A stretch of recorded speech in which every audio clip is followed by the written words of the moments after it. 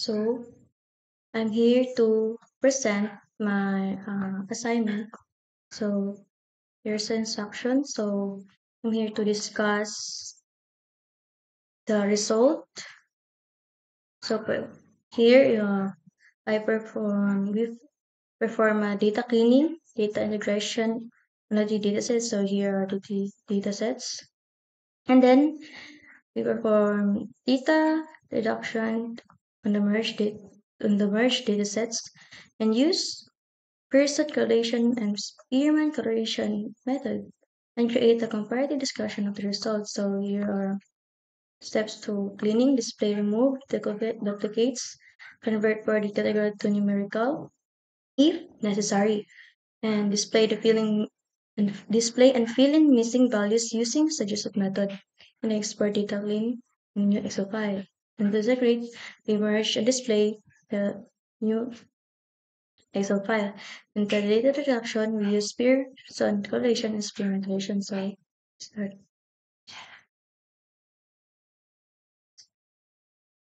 So first, we load the libraries. So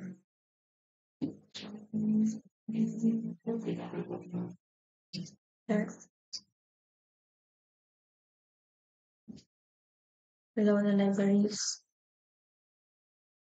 And then we load our dataset that we use and we clean. Then here we display our duplicates. So here we have 10 duplicates. So kailangan natin siyang i-remove. Then nandun yun sa instructions. Then and so nakita natin na we have 10 duplicates. So ma-delete natin, ma-drop na natin yung duplicates, magiging 100 na lang. So let's try. So here, Davis. So naging 100 na lang siya.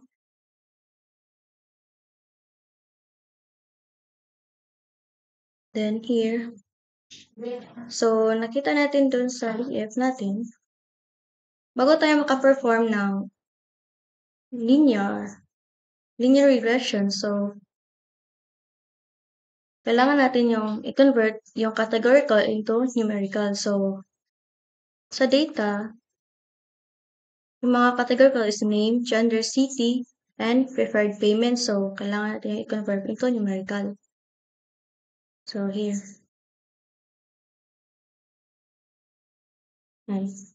So i-check natin. So here, na siya, na-convert na yung categorical into numerical. Dito, kailangan natin i-standardize yung sa customer ID. So nakita natin ito. Here siyang C. So kailangan natin siya i-standardize para mamaya sa natin, sa pag-merge, hindi siya dili ta magkalisod. So, dili siya there. And then, print natin kung meron pa bang missing values. So, i-print natin yung mga missing values. So, you have name 16 missing, gender, age 40, city 16, and preferred payment. So, 29. So, you have 4 columns na merong missing. So, kailangan natin yan fill in.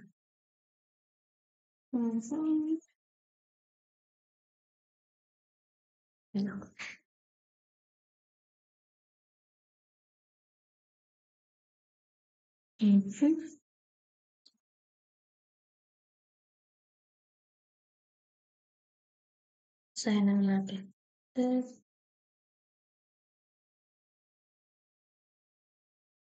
Yan. And then, i-print natin yung final. So, wala na siyang mga missing. And then, we export our data frame to Excel.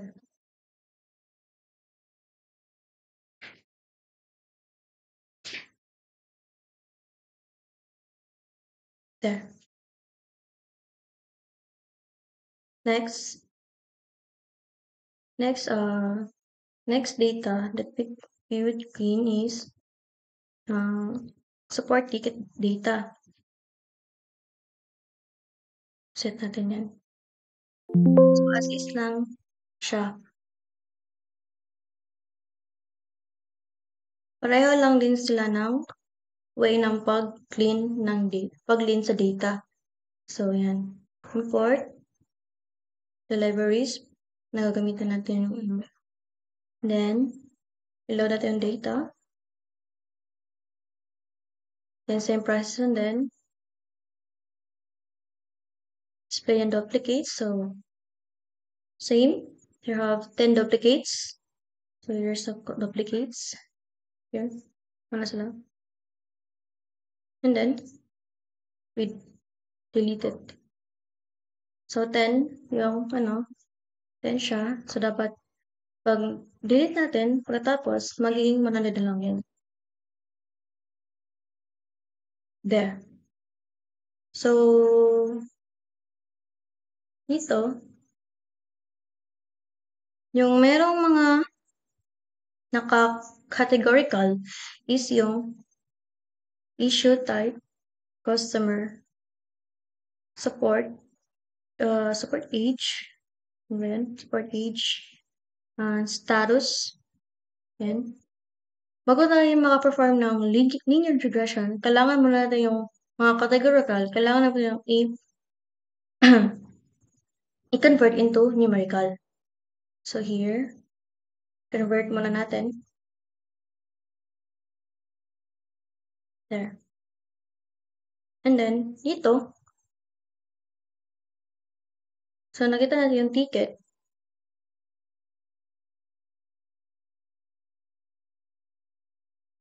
So dito nakita yung ticket na mayroong TK. So kailangan natin yung i-standardize para pag sa merge, mamaya, para sa pag-merge mamaya, dili ta maglibog, no? So dili siya murag malahi siya ba? Mali kasi malahi ang imong pag-merge. Kung dili siya standardized kay sa aming pag-merge ko lahi iyahang bali lahi ang sulod po sa pikas. So like this kanina sa customer, tinanggal natin yung C para maging standardized siya. Dito, kailangan natin tanggalin yung TK. There. Sa transaction, kailangan lang natin dito sa support data na dataset natin, kailangan natin yung double quote lang natin yung tatanggalin. Dahil, meron T ang sa transaction. So, ganyan na natin. So, here, prepare na natin to. There. And then, we perform our prep. Then we load. We print our data that have missing values. So we have 1, 2, 3, 4, 5, 6, 6 columns that have missing values. So, ato na siyang fill-inan gamit ang linear regression. So,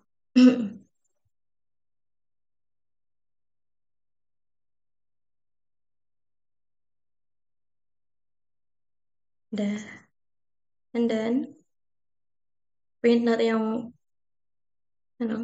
final. Tingnan natin. So, wala na siyang missing. So, here, ginamit ko rin yung short code. Hindi yung tinaman para hindi na mahirapan. Here, then,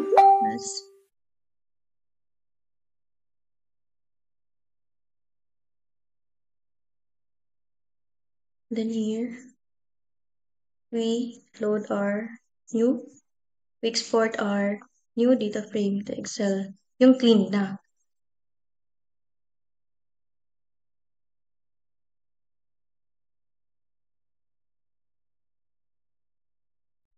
So here, we will clean our last data set. So we load our libraries, then we load our data. So same kanina sa pag-lean natin sa ibang data, we display ano? Tingnan natin kung ilang duplicates, kung meron bang duplicates. So also here we have 10 duplicates. So 10, meron tayong 100 data. So 10 minus 100 minus 10. So magiging yung data, magiging 90 na lang yan. Sa pag-drop natin yung mga duplicates. Hmm. There. So, bago tayo maka-perform ng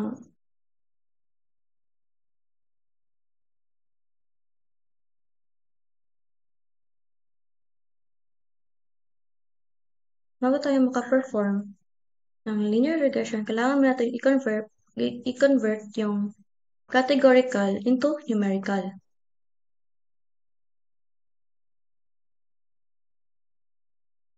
So, here.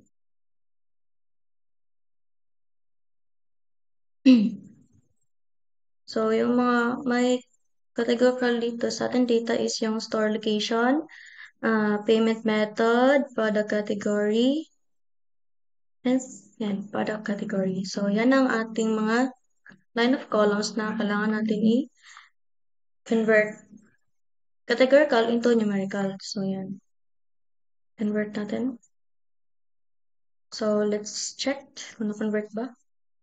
So, yan, na-convert. And then, ito, standardize natin yung cost, yung sa ID na customer ID, standardize natin para pag merge natin, hindi maging komplikado. There. Ganyan. So, then, pagkatapos ito, yan. So, tingnan natin yung DF.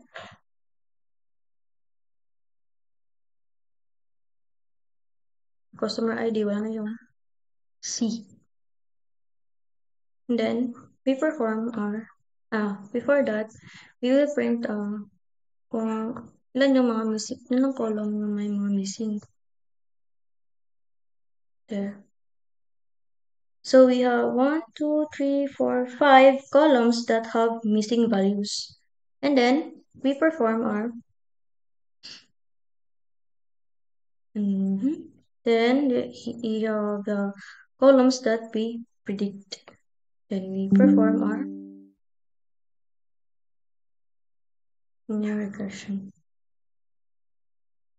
So isang na to. And then print natin, check natin kung meron bang missing. Meron pa bang missing?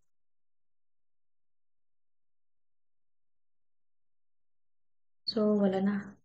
And then, we export our data. Yung clean data na. So, next, mananata perform sa data. Perform sa pag-clean sa data. The next is we merge it. So, we have here, then first,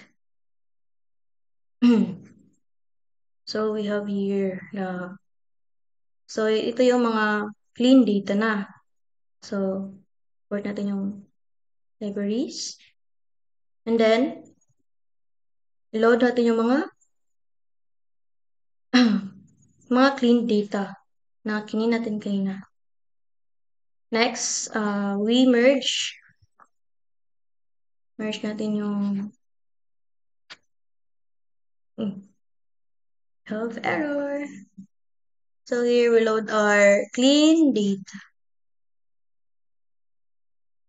There.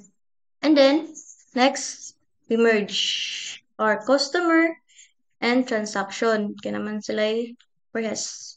Check na to diri ah. So, atong clean na customer ID, pag tanaw na to as a transaction, na clean data, na check customer ID. So, ato na siyang i-merge. The same diri ah. Na transaction ticket and customer.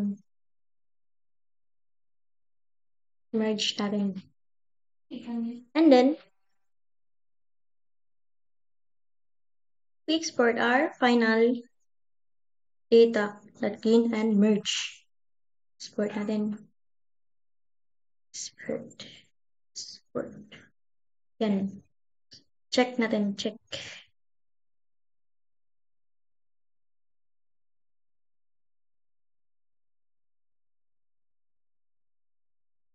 So here are final na merge na. And then,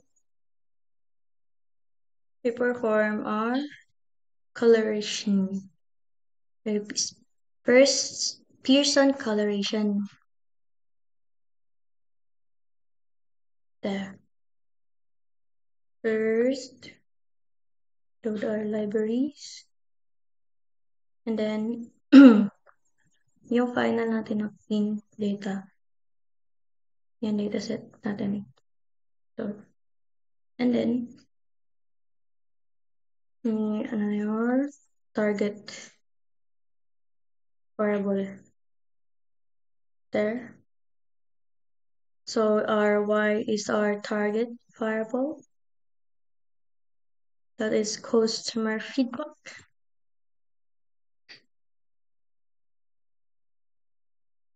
And then we select, so here we select our all columns except the ID columns and our target, which is customer feedback. Okay, wala siya push. And then here we perform our coloration. That is Pearson coloration method. Gamitan na to siya. Para makuha na to. Kung asa atong kung ano na, mga features, kung sa atong pwede i-keep. And then, here. So, na siya.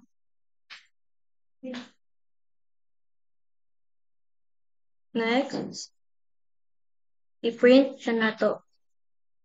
Itong mga all coloration with i-print na to ang mga kuan na correct na to for para sa tang predictors and on our target to our target. So here, so nakita na to na tanan sila weak. So makita man nato diri no na ang Pearson there are Pearson so dito magbase no hapit na ta. So here so ang ato lang i-drop diri isang age, product category and discount kay week lang siya kay kaning age week siya but positive coloration pero dili siya gamit sa pagkuha nato sa tong target na which is customer feedback so wala siya pulos pati ni product category and discount so ito nang i-drop drop and then ato na yung ability is preferred payment loyalty score atong i-keep purchase amount store location issue type status relationship resolution time and support agent kay mo man ito magamit na siya although weak siya pero naa siya but still relevant na siya sa pagkuan in some cases or magamit sa pagkuan ay wala pala wala pala siya then pagkatapos we export our data. Perform na ang method na Pearson. Next is Pearman, last.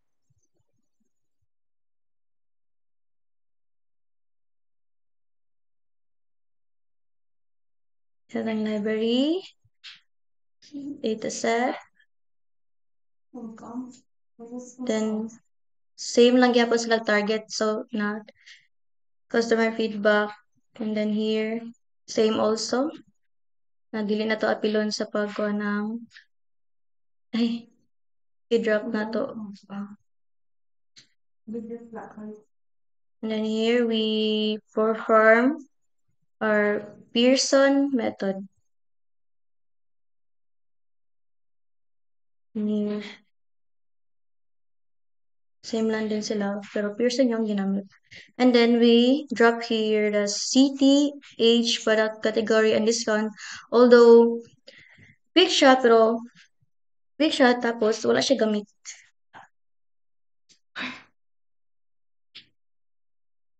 So here, ang ipabili na is preferred payment, loyalty score, purchase amount, store location, issue type, status, solution, diamonds, or agent. Kaya mura man na siya, although weak siya, pero gamit siya. So, pag siya, i-export na natin yung data na na-perform lang ng Spearman Coloration. And that's all. Thank you. Mabuhay Pilipinas. Ilang ka minutes?